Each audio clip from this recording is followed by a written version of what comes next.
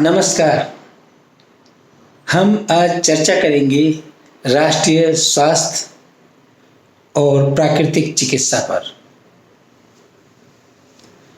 राष्ट्रपिता महात्मा गांधी ने कहा था कि भारत की आत्मा गांवों में बसती है और जब भारत की आत्मा दुखी रहेगी, आत्मा रुग्ण रहेगी, आत्मा बीमार होगी, तो हम स्वस्थ भारत की कल्पना कैसे कर सकते हैं।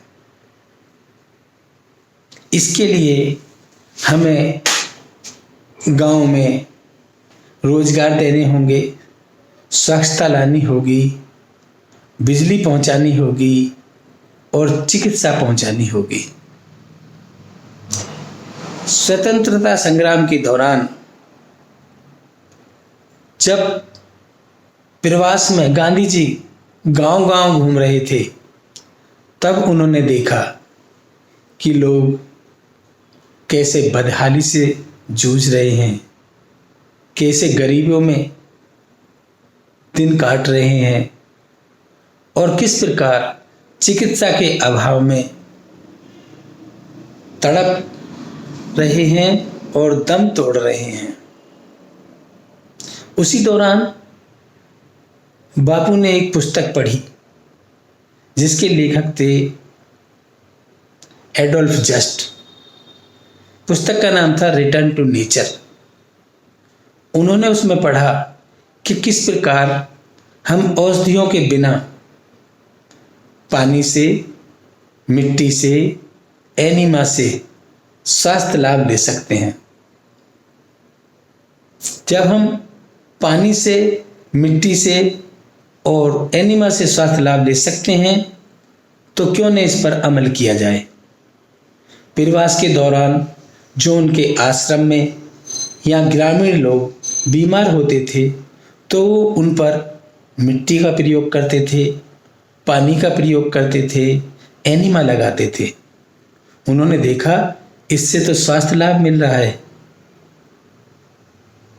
और उनका प्राकृतिक चिकित्सा के प्रति रुझान बढ़ गया। उनको इसके ऊपर विश्वास हो गया और विश्वास इतना बढ़ा कि उन्होंने इसके प्रयोग, पानी के प्रयोग, मिट्टी के प्रयोग, एनिमा के प्रयोग और खाने पीने के प्रयोग अपनी पत्नी बा, पुत्र हरिनारायण और स्वयं अपने ऊपर भी किए।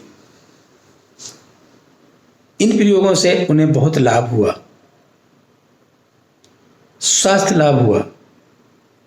तो उन्होंने सोचा कि क्यों न इस चिकित्सा को गांव-गांव तक पहुंचाया जाए, घर-घर तक पहुंचाया जाए। और उनके मन में आया कि इस चिकित्सा के द्वारा हम झोंपड़ियों में भी चिकित्सा करेंगे, घर-घर में चिकित्सा करेंगे और समूह में चिकित्सा करेंगे। इस चिकित्सा का लाभ यह होगा कि उन्हें स्वास्थ्य लाभ तो होगा, जो रोगी हैं, उसके साथ साथ उन्हें ज्ञानवर्धन भी होगा। महात्मा गांधी का चिंतन काम कर गया। प्राकृतिक चिकित्सा को उन्होंने अपने सूत्रों में लागू कर दिया। महात्मा गांधी जी के निजी सचिव थे प्यारेलाल जी। उन्होंने अपनी पुस्तक लास्ट फेज में लिखा है कि रोगी औषध चिकित्सक के पास जाता है, औषधि लाता है, खाता है और जो रोग के लक्षण हैं उनका दमन हो जाता है और वो सोचता है मैं स्वस्थ हो गया। वहीं दूसरी ओर प्राकृतिक चिकित्सा जहां रोगों के लक्षणों का दमन करती है, उनके कुप्रभावों को दूर करती है, स्वास्थ्य लाभ देती है, वहीं उससे रोगी जीवन जीने की कला भी सीख जाता है और आजीवन स्वस्थ रहता है। ऐसी मेरी धारणा है। मुझे 38 वर्ष हो गए प्राकृतिक चिकित्सा का ज्ञान, शिक्षा और चिकित्सा दोनों कर रहा हूं और हजारों लोगों ने प्राकृतिक चिकित्सा से स्वास्थ्य लाभ पाया है और ज्ञान से अपने स्वास्थ्य का संवर्धन किया है। भारत में प्राकृतिक चिकित्सा अब अच्छी तरह जानी जाने लगी है,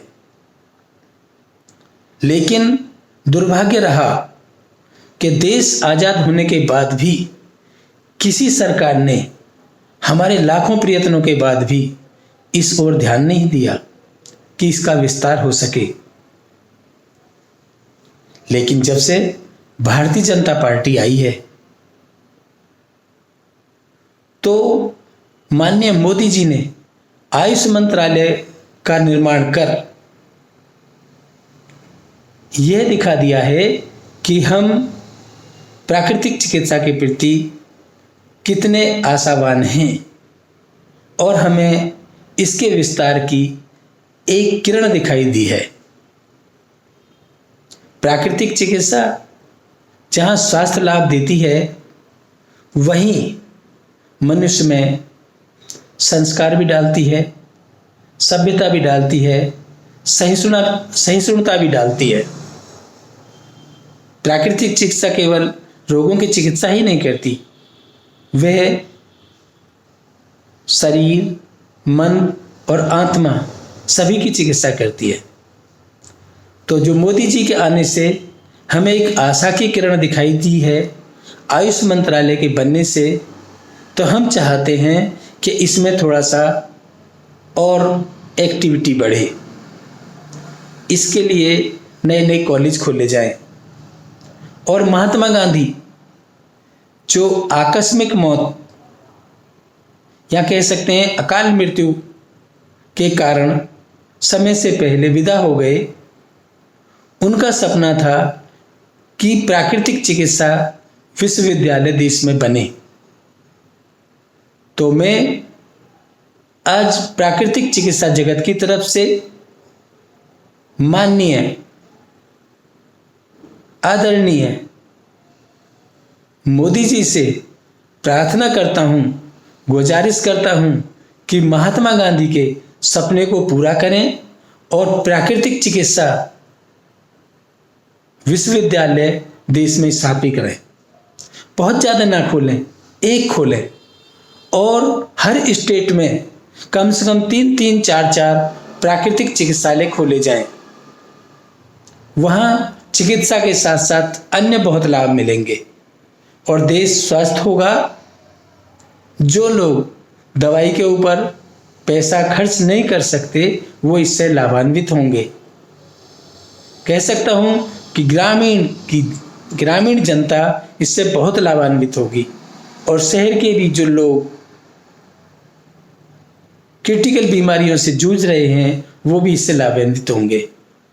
तो मोदी जी से विनती है कि प्राकृतिक चिकित्सा विश्वविद्यालय खोलें, क्योंकि इस बात को सभी जानते हैं, सभी मानते हैं और सभी कहते हैं। और मैं भी यही बात कहना चाहता हूं कि मोदी है तो मुमकिन है। जय हिंद, नमस्कार।